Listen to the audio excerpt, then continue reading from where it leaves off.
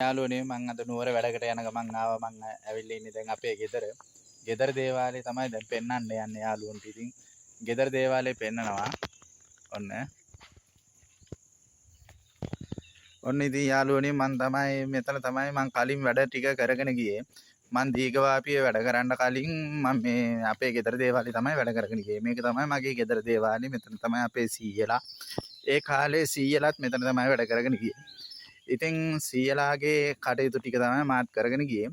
ඉතින් මම මේ ඉස්සල්ලාම් පෙන්නන්නේ මං වන්දනාමාන කරපු බහිරව කුටිය තමයි මේ තියෙන්නේ. මේ බහිරව පිළිමේ තියෙන්නේ. ඉතින් වරන් දරුවෙක් කියන්නේ අනිවාර්යෙන් බහිරව පිළිමයක් වරන් දරුවෙක් ගාව තියෙන්න ඕන. මේ තියෙන්නේ මම වන්දනාමාන කරපු ගණදෙවි පිළිමේ. ගෙදර ඉද්දි. මේ තියෙන්නේ මම බුද්ධ වන්දනාව කරපු බුදු කුටිය මේ තියෙන්නේ.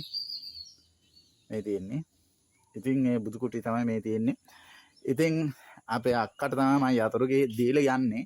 අක්කා අද නෑ. අද බදාදා නිසා අක්කා පොලේ ගිහිල්ලා. මේ තියෙන්නේ මගේ දේවාලේ. ඉතින් දේවාලේ ඇතුළ බලන්න විදිහක් නෑ අක්කා නැති නිසා. ඉතින් යාළුවනේ මේ තමයි මම මෙතන වැඩ කරපිද මම මේ එළිය වැඩ කරපි තැන. මේ මෙතන තමයි මම දෙහි කපන්නේ භද්‍රකාලිගෙන්. මේ තියෙන්නේ සිංහකාලී අම්මා. භද්‍රකාලී සිංහකාලී අම්මා.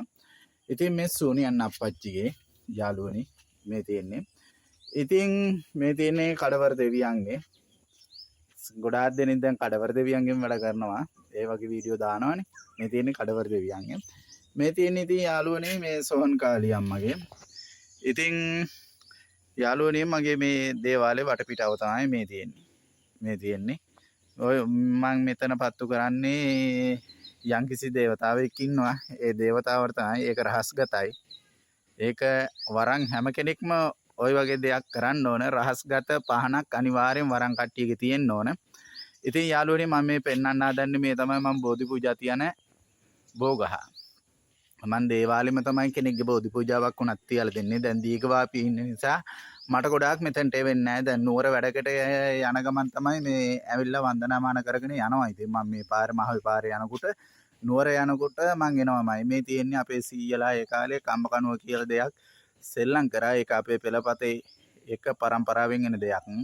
ඉතින් ඒ පරම්පරාවෙන් තමයි මේ කම්බකණුව කියන දේ සෙල්ලම් කරන්නේ.